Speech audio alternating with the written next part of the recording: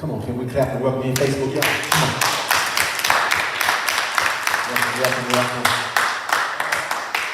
on. Welcome Facebook, welcome in to our live Feed Your Faith Bible study. Amen. We want to welcome you in. We're grateful for you tuning in to our Bible study tonight. We're thankful for those who made it out. Glad to see my deacons and those who are here, and to all our members. And special shout out to AJ and Mariah. Did I get it right? Special shout out to them. Amen. Here early, on time. Y'all don't hear me though. And so glad to see Mike in the house, and we're just grateful for everyone here tonight. Facebook, welcome. Listen, we do want to put this out. June 24th, we'll be having youth movie night here at Fairway Christian Church. Youth movie night, Wednesday, June 24th, youth movie night. We're gonna have movies, a movie. We're gonna have goodies. And so if you want to be with us on June 24th, get your babies, get all the neighborhood, and y'all come on out and hang out with us June 24th.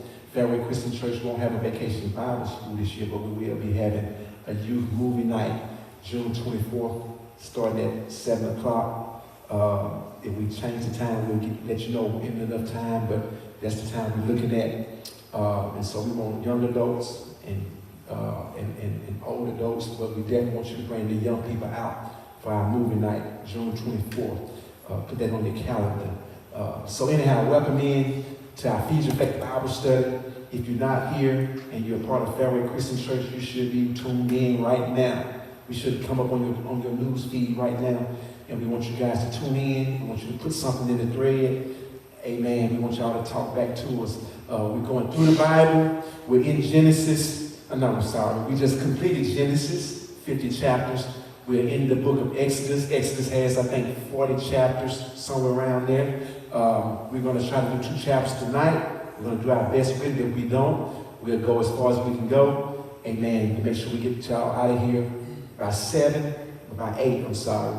And so, but we're going to get into the book of Exodus, which is going to be a very fantastic book. It's going to be a continuation from Genesis. A little bit historical background. Amen. There's 350 years, there's a 350-year gap between Genesis and Exodus. In the book of Genesis, in chapter 15, God continued his covenant promise to Abraham and Isaac and Jacob. He continued it, and he told them that the children of Israel were going to be oppressed for 400 years by Egypt. And so now it's a 350-year gap, headed toward 400 years, 350-year gap from Genesis chapter 50 to Exodus chapter 1 tonight. And tonight, as it has, yes ma'am. And so tonight, as we pick it up, right, we're going to get into chapter 1, and it's going to start out, and it transitions from Genesis, even though there's so many years separated. You're talking about 350 years, right? So that means, what you're going to find out, there's some new sheriffs in town. That means the new Pharaoh, don't know nothing about Joseph. You see what I'm saying? Yeah. And let me tell you why. You're going to see, because they oppressed the children of Israel. Now remember, Joseph was the man for Egypt. He saved Egypt. So if there was a few year gap, they would have loved Joseph and the children of Israel. They would not have oppressed them. They would have lifted them up. Because remember, when we completed Genesis, the children of Israel had good land. They were growing. They were prospering. But this time has passed. 350 years has passed. And so now the new Pharaoh and the new king don't know nothing about no Joseph. And they ain't studying no Israelites. They want to oppress the Israelites because they think they have power and they're growing. And I'm going to give us a summation of the chapter in a minute. But I want y'all to understand that the Exodus is the book that's centered around Moses. Most of us have watched the 10 Commandments. So I know y'all ready for this. I love the 10 Commandments. I can watch it every year. It's just, you know what it's going to do. You know what it's going to say, but you still want to watch it.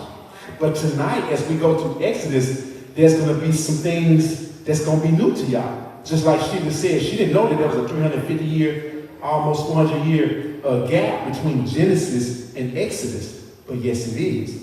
And so now, as we pick it up tonight and we get into Exodus, we went from Genesis, the book of the beginning of everything, right?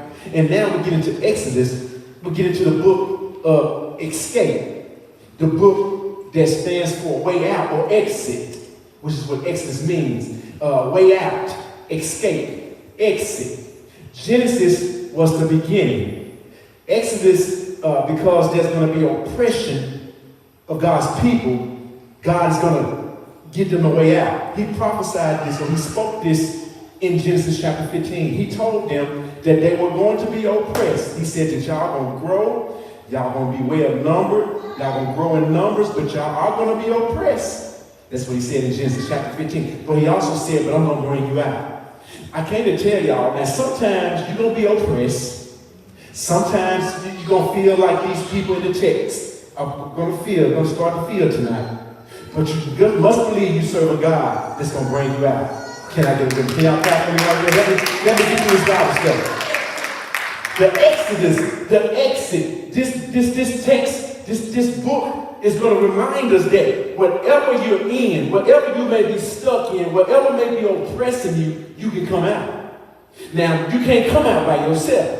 Can I get a witness? See, our problems is we try to use our physical selves and our intellect, like we AI or something. We try to use intelligence to bring ourselves out of stuff we can't, that's bigger than us. Most things only God can bring you out. Now, if I stump my toe, I can put some ice on it. But now, if God don't allow it to go down, it ain't gonna go down.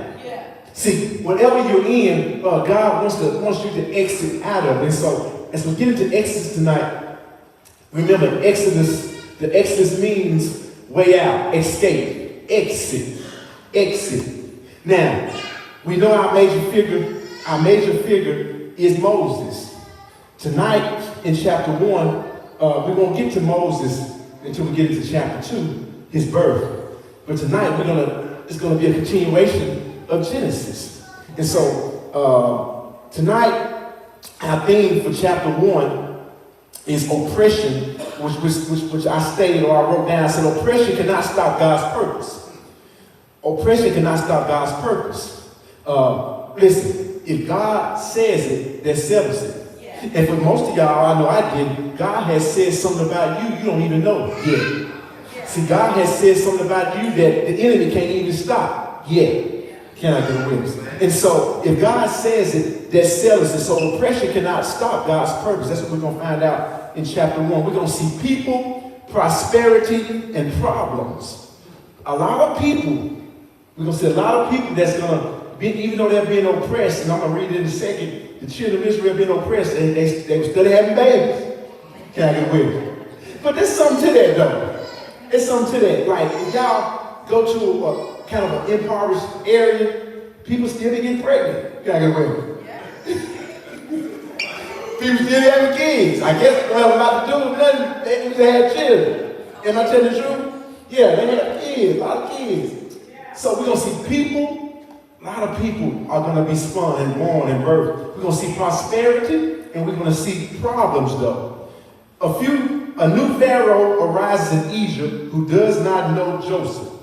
A new Pharaoh arises in Egypt who does not know Joseph. Now, again, if he knew Joseph, he wouldn't have not oppressed his people. Because remember, Joseph saved them. But remember, y'all, it's a 350-year gap. No, he don't know Joseph. Can I get a witness? And that's why they said if we don't learn or study our history or our past, our future can be in trouble. Can I get a witness? So the new Pharaoh didn't know Joseph. Now, let me highlight this Pharaoh, because the Pharaoh doesn't have a name in the text. But it is said that it could be this gentleman by the name of Thutmose III or Ramses II. Now, we talked about this in Genesis, Pharaoh and Ramses. Initially, Pharaoh and Ramses was the name of territories or places. But then they evolved to the name of people because Pharaoh means great place. And then but it evolved from great place to, and they started titling people and kings, pharaohs, and Ramses. Can I get a witness? that boy studied on that. And so it's just like we got our baby here, Netta and Chris baby named Paris. Who Paris named that? Paris, right? Paris is a city in England, man. No, France. Okay. Y'all know what? Okay, help me. I've been out of school a long time now. 30 years. Paris, France. There it is. So people normally are named after places, and then sometimes places are named after people. And so that name eventually evolved into the names for kings. So we call them pharaohs, and we call them Ramses. And of course, it don't give us a name, but in my study, they say it could be this guy by the name of Thutmose III or Ramses II. That's just historical information for y'all. So a new pharaoh rises in Egypt. He does not know Joseph. Fearing rapid growth of the Israelites, he enslaves them and he subjects them to harsh labor. Y'all remember the movie? Y'all remember watching the movie The Ten Commandments? Y'all remember them guys starting that straw and blood? I want y'all to visualize this as I go through these scriptures, these verses tonight. I want y'all to visualize what's happening. That's kind of the picture that's being painted here. Yet the more they are oppressed, here it is, the more they are oppressed, the more they multiply. It's like the harsher they were on them, the more kids they were having.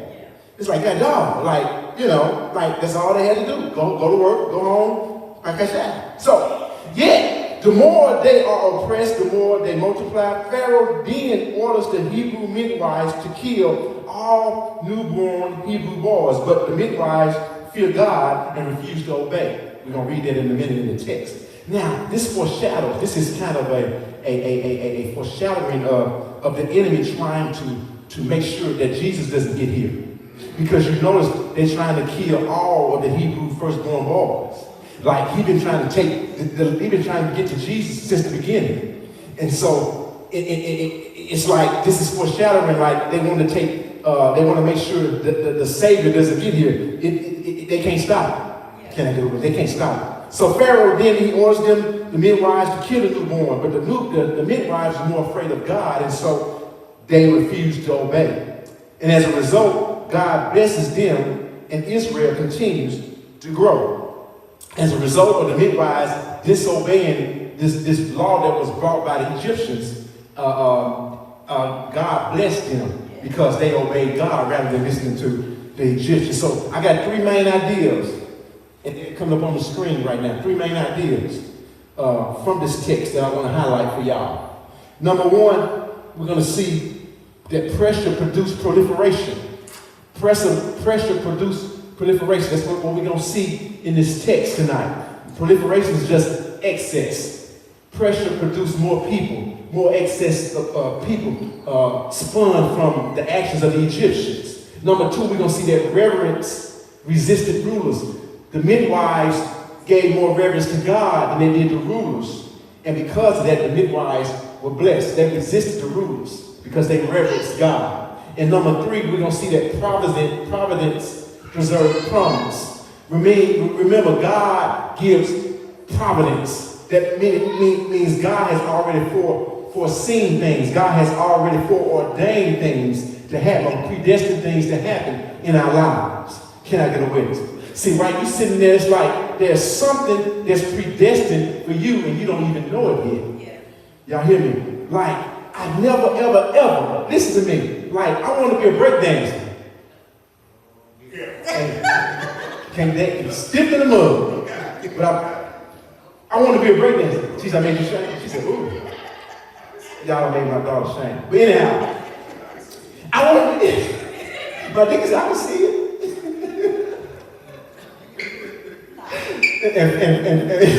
and Facebook, for the record, I got some funny guys here. You hear me? I got 12 niggas, all of them comedians. All of them comedy guys. So let me get back. So, like providence preserves, like what God has promised y'all, it's going to come to pass. Like what he has predestined for you, it has to happen. Like, I never, ever, ever, when I was coming up and I wanted to be this, I wanted to go to work, I wanted to go, I never thought I'd be a preacher. Like, what? I still can't believe it. Like, I still sometimes get an attitude with the Lord because I got to do this. I got to do this. When I tried not to do this, he whooped my tail. I got to do this till it's time for me to retire. Can I get a witness? So there are some things that God has predestined for y'all, and the enemy can't stop the providence of God in your life. Y'all hear me? I know it may be tough, and remember, you probably making it tougher for yourself than where it's supposed to be. You probably making it tougher for yourself than what it's supposed to be. Because what I talked about Sunday, I told y'all to just take it easy. Yeah. I told you, you're carrying stuff too long. You're carrying your stuff, and you're carrying somebody else's stuff, and you're carrying it too long. And I told y'all be so mean. And let me just reiterate that. Y'all got to stop being so mean. Yeah. And for me to say it again tonight, God trying to talk to somebody listening.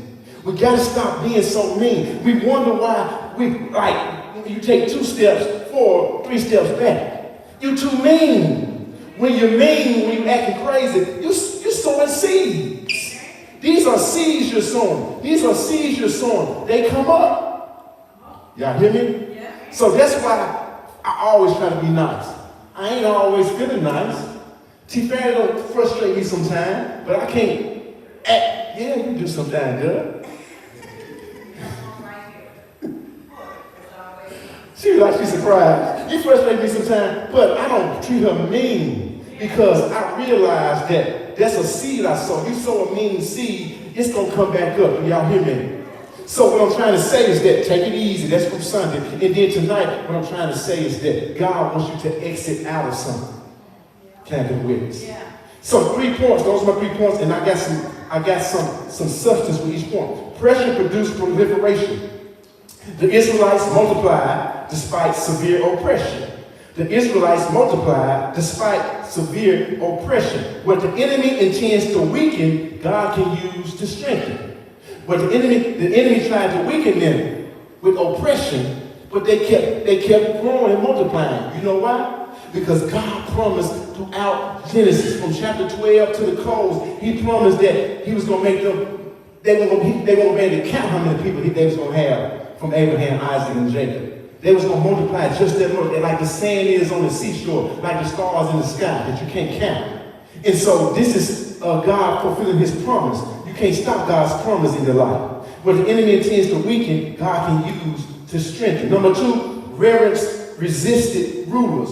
The Hebrew midwives feared God more than Pharaoh. Godly courage chooses obedience to God over submission to our ungodly demands. We have to learn how, listen, we live in a time, man, we're just choosing everything but God.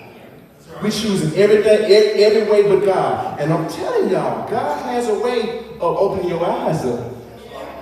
If you choose your career over God, he'll take it from you. Y'all know what I'm talking about. If you choose your job over God, he'll take it from you.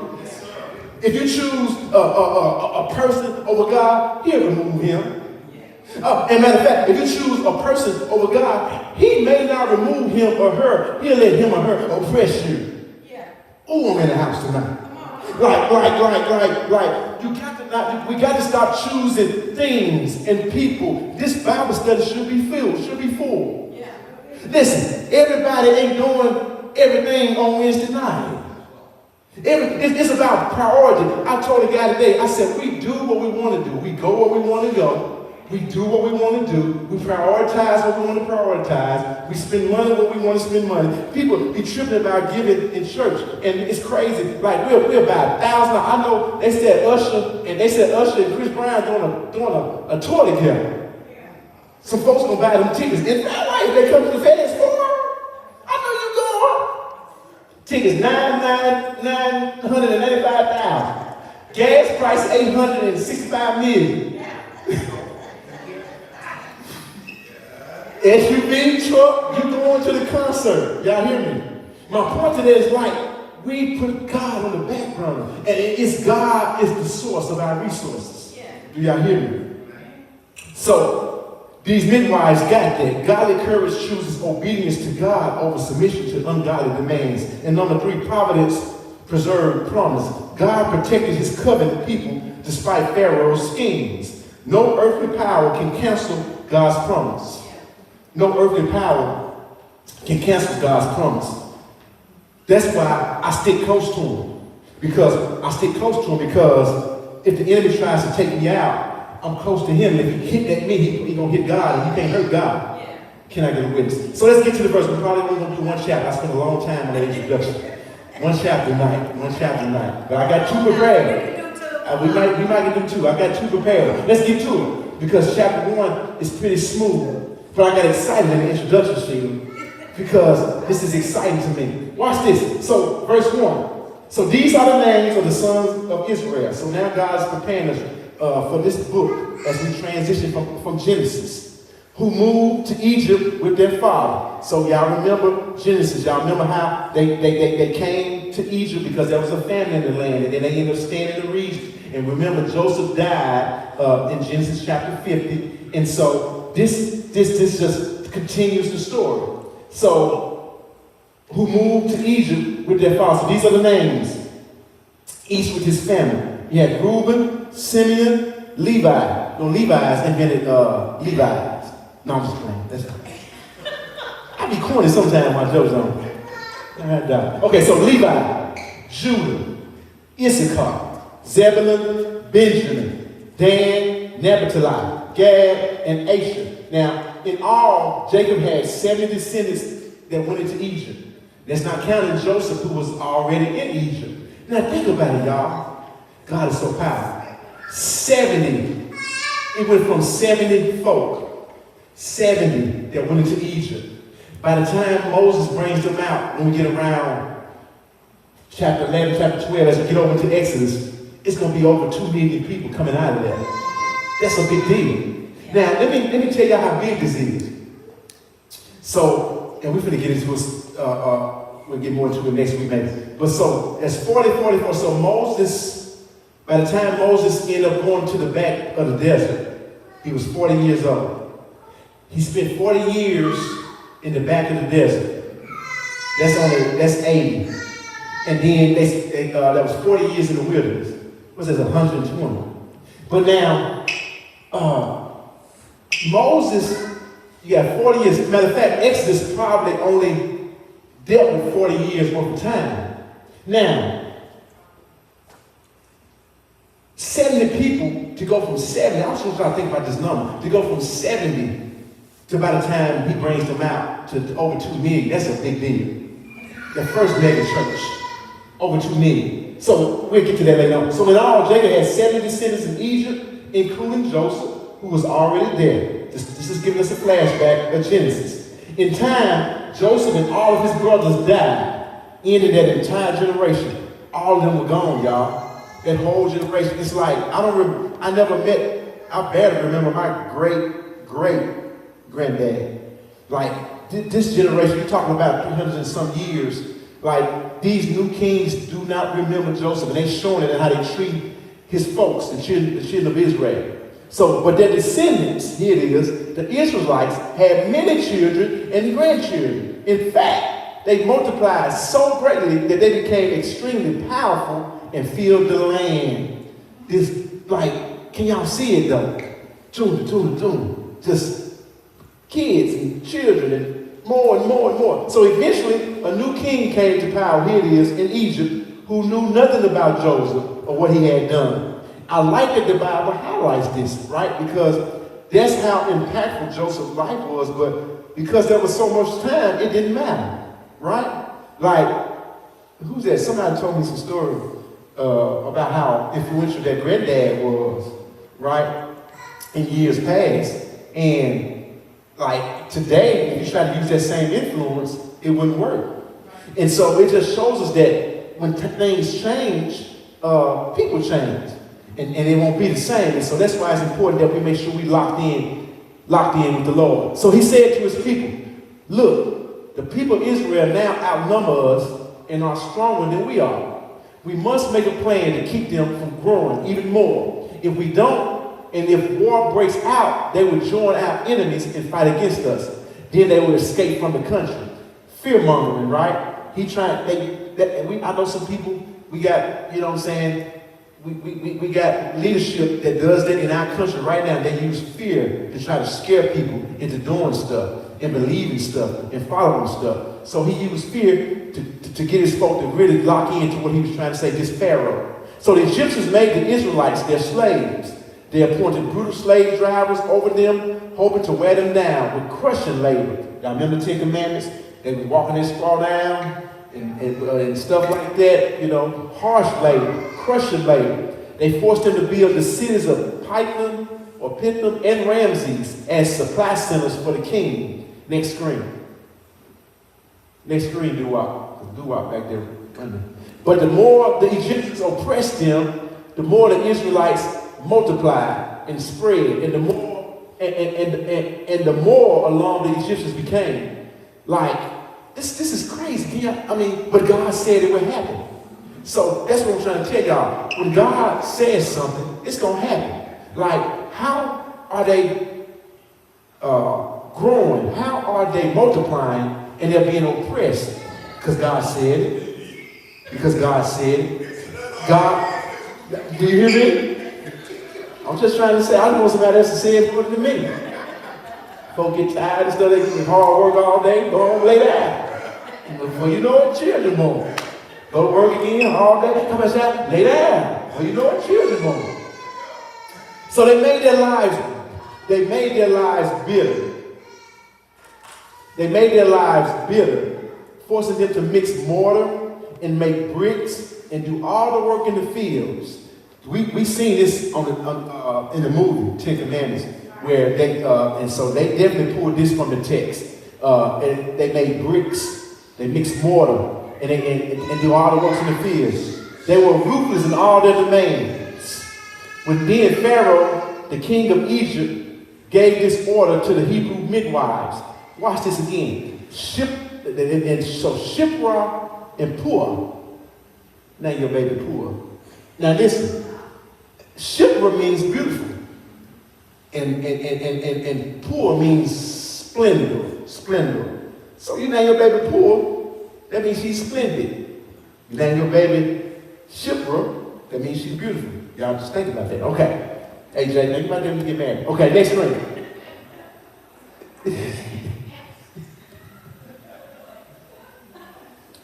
It's good.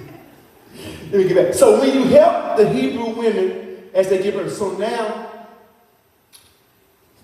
the Egyptian Pharaoh is giving another kind of decree. He's talking to the midwives that would help give birth to the Israelite women. He's giving them these instructions. Remember, they try to take, he wants to take out the firstborn babies. And so he gives these instructions, this commandment. He said, as they deliver, if the baby is a boy, kill him. If it is a girl, let her live. Y'all see it's preparing us and taking us to get ready to make our way toward the birth of Moses. But because the midwives feared God, as I just gave y'all in the summation, they refused to obey the king's orders. They allowed the boys to live too. So the king of Egypt called for the midwives. Why have you done this? He demanded. Why have you allowed the boys to live? These Hebrew women thought quick on their feet. They said, the Hebrew women are not like the Egyptian women. The midwives replied, they are more vigorous and have their babies so quickly that we cannot get there in time. So they pretty much said, pop, they pop them out. When I read this, y'all know what I thought about? Y'all remember the Martin episode? When that fake baby, y'all young people know about Martin. The fake baby popped out and Martin caught the baby with the gloves on when he washing dishes. Okay, Leo, you too young, you know about that. So, you go Google that and watch that, you're gonna laugh, remember. So God was good to the midwives because the midwives, instead of obeying the Pharaoh, they obeyed God. I'm telling y'all, it's better to trust in God than to obey man. It's better to trust in the Lord. It's better to obey God. It's better to sacrifice your life for God, because when you trust God, He will bless you. Can you imagine Him giving these midwives these instructions? I can imagine them being nervous and scared. But when they were like supervisors of the midwives, these two ladies. So I can imagine them getting these instructions, but they didn't listen to them. Like when the kids were born, when these babies were born, they let the boys be born. They let these boys be born. But because they obeyed God, it said God blessed the midwives. And the Israelites continued to multiply, growing more more and more powerful. You see how God has stressed this throughout this chapter? They continue to grow. They continue to multiply. He's preparing us for this big exodus that's going to happen in the coming chapters. Verse 21, and because the midwives feared God, he gave them families of their own. Ain't that something? So then Pharaoh gave this order to all his people. Look at this, how harsh he is.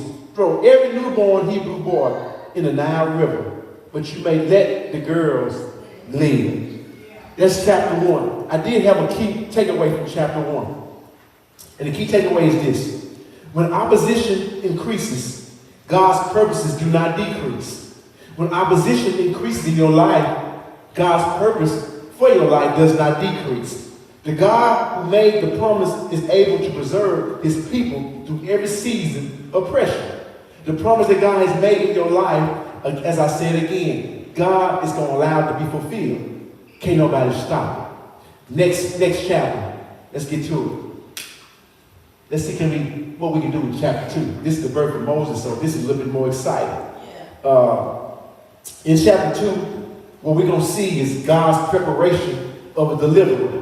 This is a chapter about the deliverer. This is a chapter about redemption. Moses is the figure that's known as the deliverer.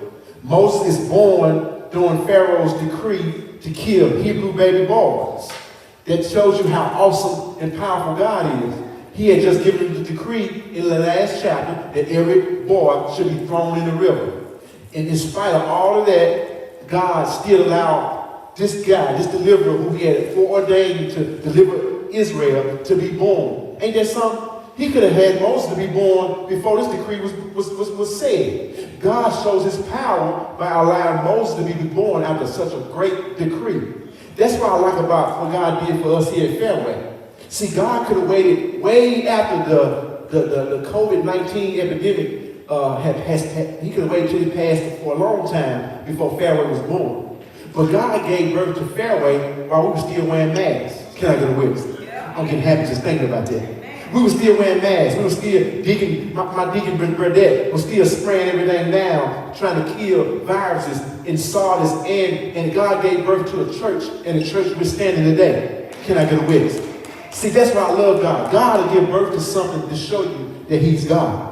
So Moses is born during Pharaoh's decree to kill Hebrew baby boys.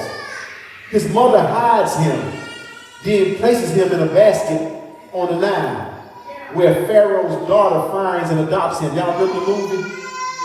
Y'all remember the movie? His mother hides him, then places him in a basket on the Nile, where Pharaoh's daughter finds and adopts him.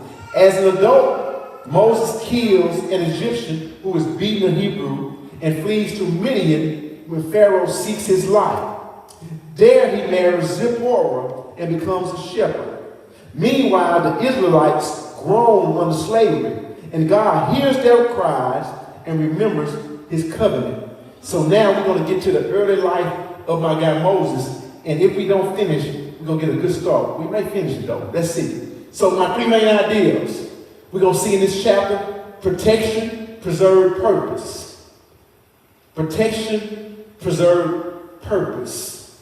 We're going to see number 2 in this chapter, that failure formed faith.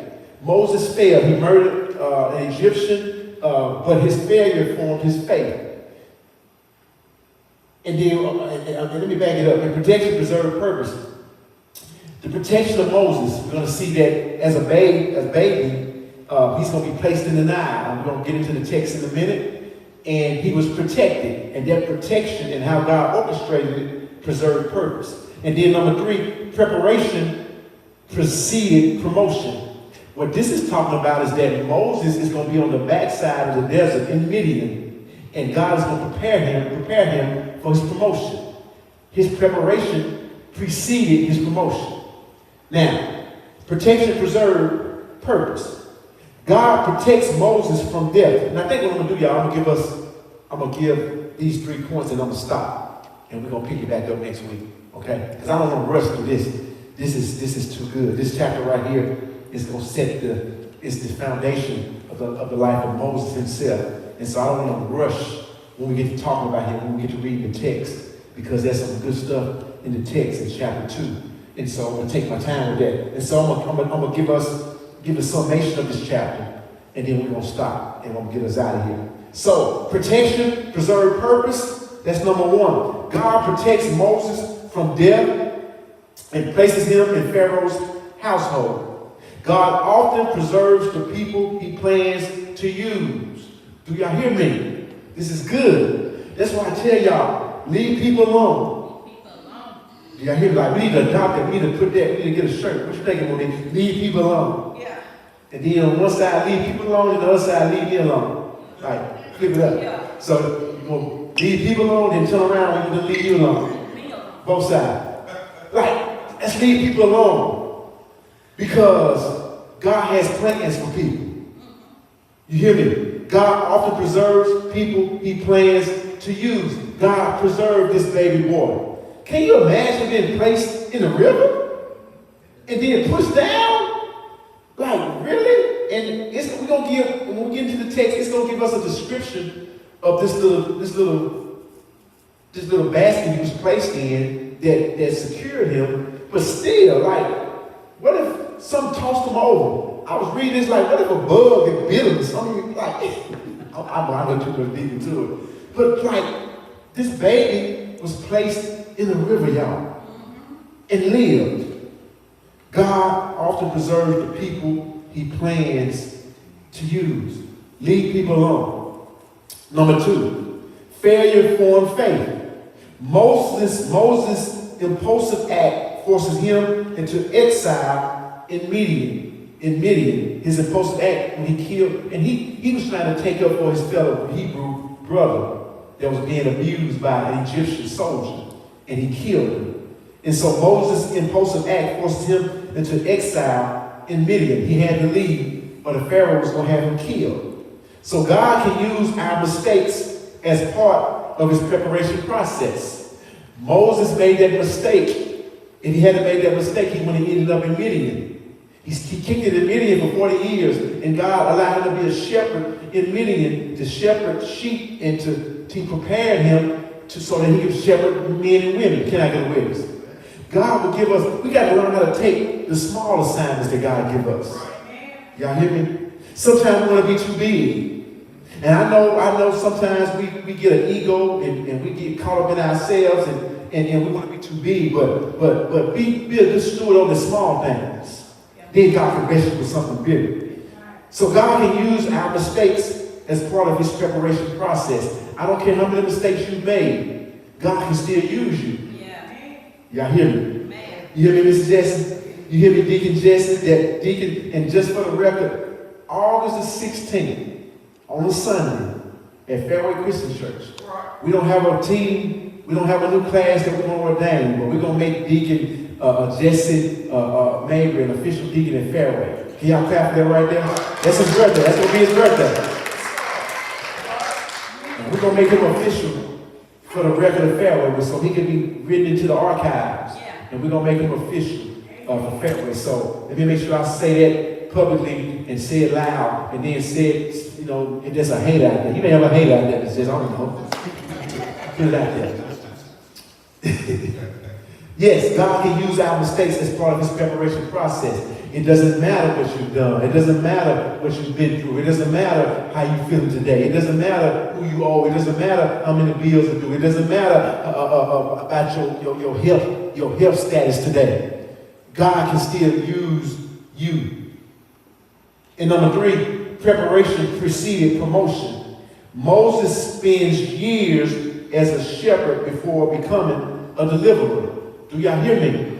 God gives us these examples throughout the Bible. He spends years as a shepherd, about 40 years in Midian, before he comes back to deliver the children of Israel out of Egypt. And ooh, this book gonna get so good when we get into the plagues and when we get into, it's gonna be a lot of things that we can exegete from the text or put out of the text that we can apply to our lives as we continue on in Exodus. Because this boy Moses, like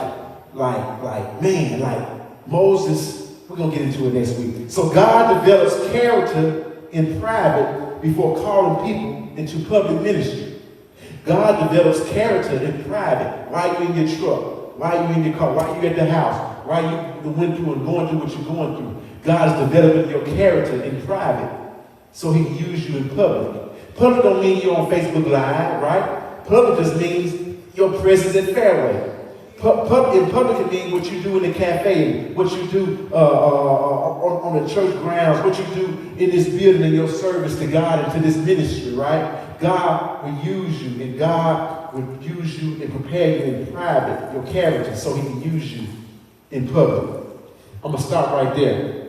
These are the three main ideas of chapter 2. Protection, preserve purpose. Failure formed faith. And preparation preceded promotion.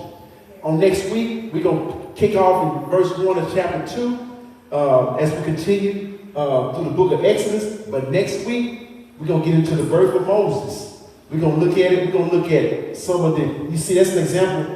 And that basket looks real pretty. But I don't even know if that basket was that pretty that he was in because of what it was made, the makeup of it, made up of papyrus, this thing called papyrus, and a basket type of material. And this papyrus, this stuff is kind of like tar in that time, and they did their thing with it. And then when it hit the water, it's supposed to help seal things. It's amazing. These Egyptians were bad. They were very innovative way back then. They were innovative when it comes to chemistry because they did the best embalming when they did they buried their people and they became mummies and they were able to preserve their bodies. Chemistry, they were good with astrology. They knew that the earth was round while others were thinking the earth was flat. They figured that out way back then.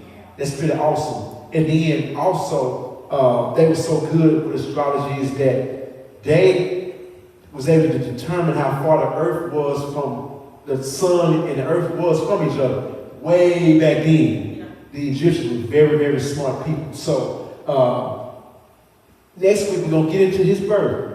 And then the picture's going to become more clear to you all about our guy, Moses. Come on, clap to God for chapter 1 and the introduction of chapter 2 of Exodus. We're going to get ready to get out of here, Facebook. Make sure you come back with us next week as we continue through Exodus, the exit, the escape, the exit, the way out. As Moses is born next week, we're going to talk about his birth, and it's going to move quickly into him growing up, quickly into him killing and murdering an Egyptian soldier that was mistreating one of his fellow Hebrew men, brothers, and then it's going to accelerate to him being exiled, so to speak, or him running away to Midian. We're going to get into all that next week. We love y'all. Fairway Christian Church, if you're watching, put something in the thread, say hello to me, say hello to Fairway. If you don't belong to the church, attach yourself to a Bible-based church. If you want to become a part of our church family, hit our inbox up, ways to give, gonna come on the screen. My producer got you. We love y'all, and we're going to sign out.